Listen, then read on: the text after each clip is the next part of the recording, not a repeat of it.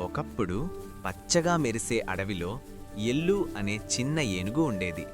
ఎల్లు తన వయస్సుతో పోలిస్తే కొంచెం చిన్నగా ఉండేది. చెవులు కాస్త వాలిపోయి ఉండేవి. కాని అతని గుండె మాత్రం చాలా పెద్దది. ఇతర జంతువులు వేగంగా పరిగెత్తగలిగేవి, చెట్లెక్కగలిగేవి.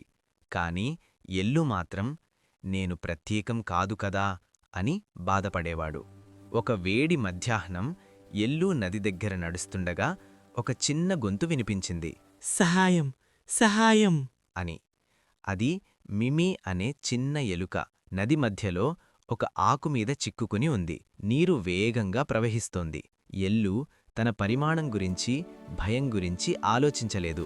నెమ్మదిగా తన పొడవాటి సుండాన్ని, ట్రంక్ ని నీటిలోకి దించి మిమీని జాగ్రత్తగా ఒడ్డుకు తీసుకొచ్చాడు ఎల్లు. ధన్యవాదాలు ఎల్లు అని మిమి ఆనందంగా కీచింది. మరుసటి రోజు ఒక పెద్ద తుఫానొచ్చింది.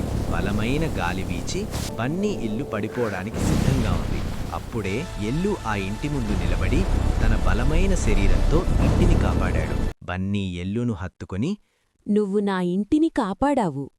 అప్పుడు అడవిలోని అన్ని జంతువులు అక్కడికి చేరాయి. వాళ్ళన్నారు, ఎల్లూ, నువ్వు దయగలవాడివి, ధైర్యవంతుడివి, అందుకే నువ్వు ప్రత్యేకం. ఎల్లూ మొదటిసారి హృదయపూర్వకంగా నవ్వాడు.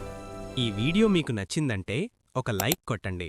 ఇలాంటి వీడియోల కోసం సబ్స్క్రైబ్ చేయడం మర్చిపోకండి.